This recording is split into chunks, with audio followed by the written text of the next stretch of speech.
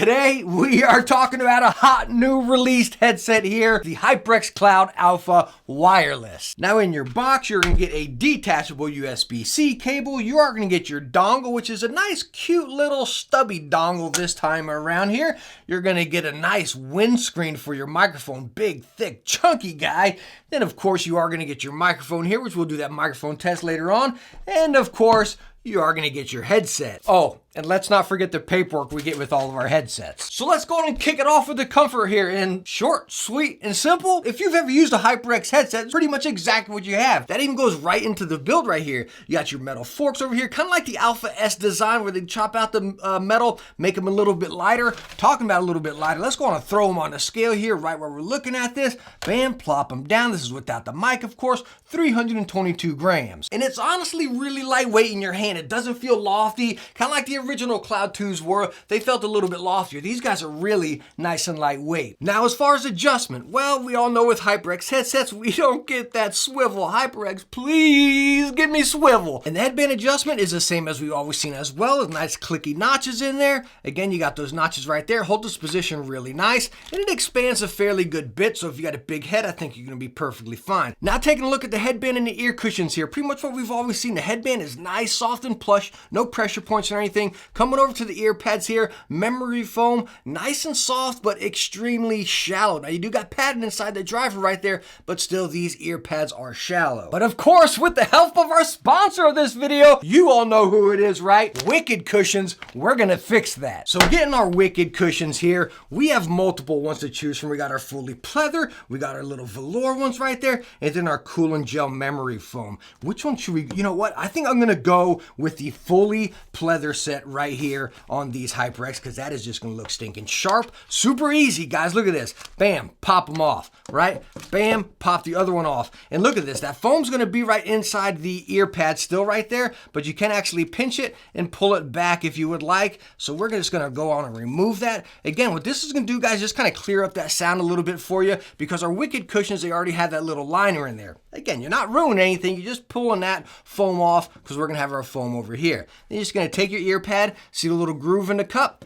see the little fabric leaning over, take it out, bam, stretch it out on there, and you are good to go. Now, I know I'm repeating myself here, but again, I want to make it clear, if you put your Wicked Cushions on your Alpha Wireless, make sure you remove those foam things. I guess you don't have to, but you're really going to create a really muffled sound with double layers of foam on it. I don't think you're going to be happy with it. So again, just remove those. And just taking a look at this, guys, aesthetically, like, come on, we gotta agree, this is stinking hot. It looks so good. But other than just aesthetics, look at the difference of these pads, guys. Let me put this right in here. Just look at that. Here's the HyperX, here's our Wicked Cushion. So as far as comfort on the HyperX Cloud Alphas, they're kind of like in the middle right there. They are comfortable, but they're not stinking cozy, obviously, because we had to replace our ear cushions. But again, replacing ear cushions is a benefit anyways right there. And when you put these on, it really relieves that tension you get up here from that lack of swivel. Because again, these ear pads are much bigger and much softer, and again, you get multiple different fabrics right there. But out of the box, no, not stinking cozy. Mod them up with your Wicked Cushions,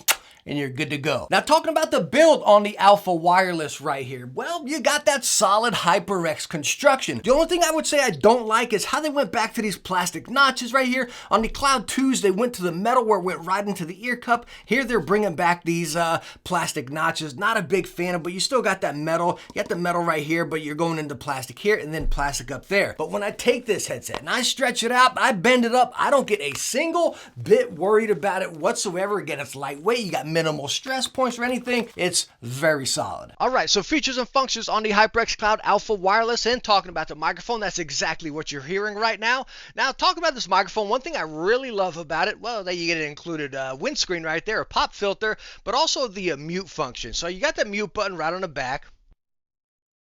You press it, you get a tone in the headset, and then you also get that notification at the end of the microphone. I absolutely love that, because I'm the type of person who's like, oh shoot, did I actually mute my microphone? You know, I really like that. And again, that microphone is detachable. On the back of the headset, you have your power button. Again, that mic mute button. You have the USB-C cable right there for charging, and then your microphone port, since the microphone is detachable. Going over to the other ear cup, you have your volume wheel. So the features and functions are pretty simple and minimalistic on this headset, but they get the job done for what you need. And by the way, you get up to 300 hours of battery life with this headset. Now, I want to touch on this microphone, since that's what you're hearing right now. And I catch this in a lot of my HyperX microphones whenever I'm testing them. I notice in my settings, I usually record my mics on max, or mics on max. Tongue twister right there, right? But anyways, they're usually really low. Like I usually do all of my mic tests at the volume set at halfway. But the HyperX ones, like you almost can't hear them at that, you know? So I got to crank them up in my Mac all the way up almost close to max. And when you do that with headsets, you kind of get a little bit of distortion, a little airy sound, you know what I mean? And that's kind of unfortunate right there. I see it picking up here and there, kind of off and on. Again, you can pull it out a little better. That might suit you out. But you do get that included windscreen, which is pretty stinking awesome as well. All in all, that's the features and functions, and that is the microphone on a HyperX Cloud Alpha Wireless. All right, so now let's go and talk about the sound. And I'm usually not one to really talk about software. It's kind of boring and it's kind of the same thing we've always seen. But I want to pull it up here on the Alpha Wireless because diving into this software, you have a few different options. Well, you can turn on the DTS, turn it on or off right there. But you also come over here to Equalizer, which is something new we've seen with HyperX. They really don't give you Equalizer option. And you can actually go in here and really dabble with it, play around with it, and save your profiles right there. So again, you can really pull the headset out to what you want it to sound like somewhat. And I'll touch more on that here shortly. But talking about the core specs of the sound of the Alpha Wireless, 50mm dual chamber drivers. Kind of like exactly what we've seen in the other wired Alphas. Kind of the same concept we see with Razer Triforce drivers, except you got Triforce rather than Dual Force here, where you kind of let each thing, the mids, highs, and lows,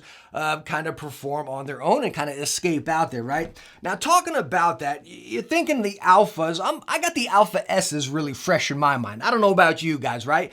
The Alpha S, you have those little notches on the top where you can adjust to kind of open them up and make them a little bit brighter, or close them up, make it a little bit warmer or whatever, right? Talking about that, kind of going back to the old Alphas, that's kind of the vibe I got right here, right? These were definitely, I don't want to say bass heavy, right? Because they weren't hitting, but it was definitely a fuller sound, if you catch my drift, right? I'm playing Horizon Forbidden West on the PS5, right? And even the dialogue, I felt like you got the monsters stomping and everything, you got their intense music in the background, but I felt like that was also within the dialogue, if that makes sense right there. I'm not saying that, you know, Aloy, whatever, she sounded like a man voice or anything like that. It's not like that, but again, I kind of felt those monster steps, that background noise, and then it kind of made the dialogue just a little bit fuller, a little bit more mids and bass kind of in there. You know, that's the vibe I got right there. And talking about that, going over me playing Halo on the PC or even a lot of Destiny, good night, I've been playing the heck out of that game again.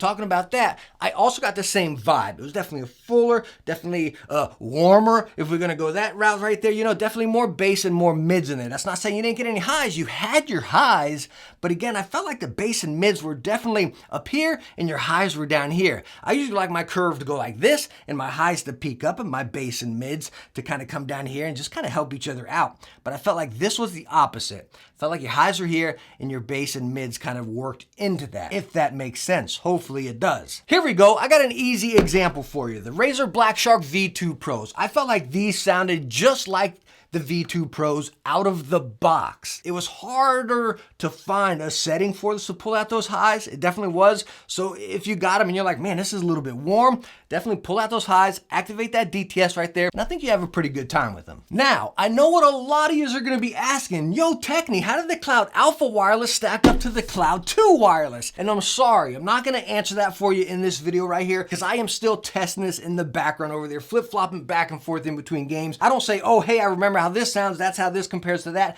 That's not how I do my comparisons. I like it in both products, fresh in my hands, fresh on my head, fresh with new games that I'm playing, and really be able to talk about them in a new form on how they're actually sounding now, not when I talked about these a stinking year ago. So make sure to subscribe and hit that bell, because I will be bringing that to you early next week. But focusing on the HyperX Cloud Alpha Wireless right here, are they worth it? Are they worth that $200 price tag? Hot dog, that's up there. You got a lot of options in that $200 price range. It's a great headset. It has a lot going for it. It is comfortable out of the box. Put your wicked cushions on it and you're much better right there. The sound is subjective. You may like it. It may not be the sound I like. I just told you how it sounds and we can go off of that. The thing I don't like about the price tag right here is $200 for what? A wireless headset? I need something else, right? At $200, we need something else. Maybe give me some Bluetooth. At $200, it's just lacking stuff. Talk about the Corsair HS80. Heck, the Black Shark V2 Pros you can get for like $150 all day long these days. It's not me saying it's a bad headset. That's not what I'm saying here. A lot of stuff I stated is subjective, right? It's personal preference. But that price tag, it just doesn't really justify the features and benefits with it, in my honest opinion. But anyways, I hope I helped you out and I hope you enjoyed the video. If you did, hit that thumbs up and don't forget to subscribe, especially if you want to see the Alpha Wireless versus the Cloud 2 Wireless, because that is going to be coming very soon here. But again, thank you so much for stopping by. Hope I catch you in the next one. Bye now.